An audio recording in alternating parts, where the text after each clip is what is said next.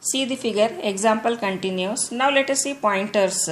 Pointers in C are easy and fun to learn. Some C programming tasks are performed more easily with pointers, and other tasks such as dynamic memory allocation cannot be performed without using pointers. So it becomes necessary to learn pointers to become a perfect C programmer. Let's start learning them in simple and easy steps. As you know, every variable is a memory location, and every memory location has its address defined, which can be accessed using ampersand operator, which denotes an address in memory. Consider the following example, which prints the address of the variable defined.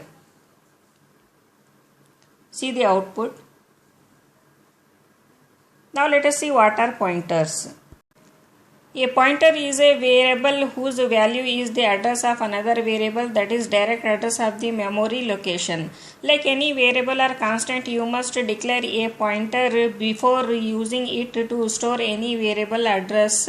The general form of a pointer variable declaration is as shown in the figure. Here type is the pointer's base type. It must be a valid C data type, and var name is the name of the pointer variable. The asterisk used to declare a pointer is the same asterisk used for multiplication. However, in this statement the asterisk is being used to designate a variable as a pointer. Take a look at some of the valid pointers declarations. See the figure.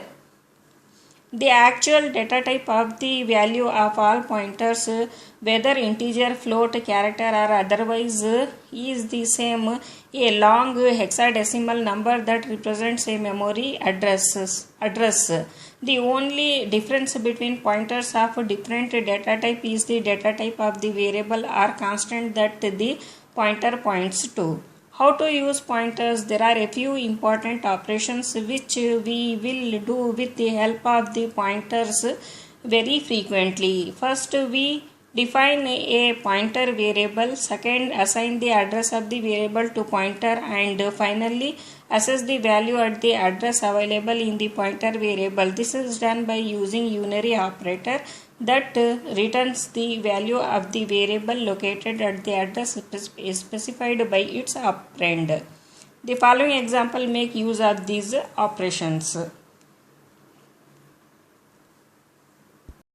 See the figure, example continues with output. Now let us see self-referential structures. A self-referential structure is used to create data structures like linked list, stacks, etc. Following is an example of this kind of structure.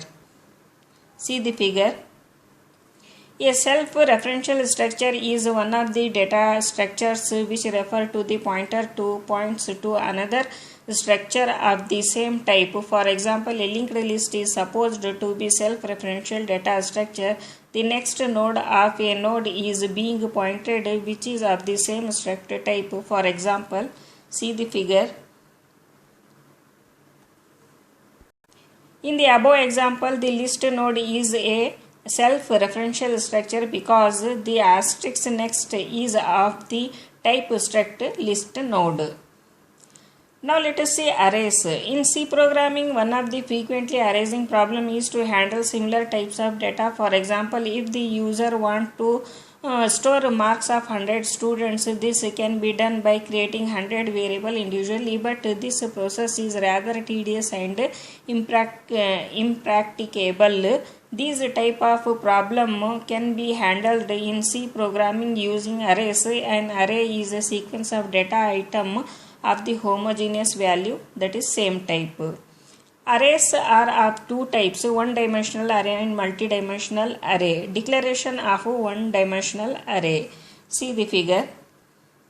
Example, int age of 5. Here the name of the array is age, the size of the array is 5, that is there are 5 items of array age. All elements in an array are of the same type, int in this case. Array elements. Size of the array defines the number of elements in an array. Each element of the array can be accessed and used by user according to the need of the program. For example, int age of 5. See the figure.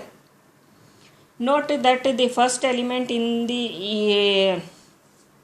note that the first element is numbered 0 and so on. Here the size of the array age is 5 times the size of the int because there are 5 elements. Suppose the starting address of age of 0 is 120D and the size of the int be 4 bytes. Then the next address of the A of 1 will be 2124D, address of A of 2 will be 2128D and so on. Initialization of one-dimensional array. Arrays can be initialized at declaration time in this source code as see the figure int age of 5, 2, 4, 34, 3, 4. It is not necessary to define the size of the array using initialization. See the figure. In this case, the compiler determines the size of the array by calculating the number of elements of an array.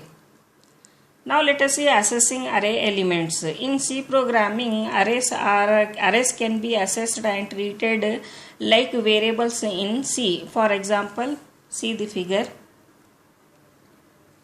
Example of array in C programming. See the figure. See the figure. Example continuous with the output. Now let us see operations. Insertion operation. Insertion operation is to insert one or more data elements into an array based on the requirement. New element can be added at the beginning, end or any given index of the array. Here we see a practical implementation of insertion operation where we add data at the end of the array. Algorithm. Let array is a linear unordered array of max elements. Example result. Let LA is a linear array unordered with n elements and k is a positive integer such that k is lesser than or equal to n. Below is the algorithm where item is inserted into the kth position of LA.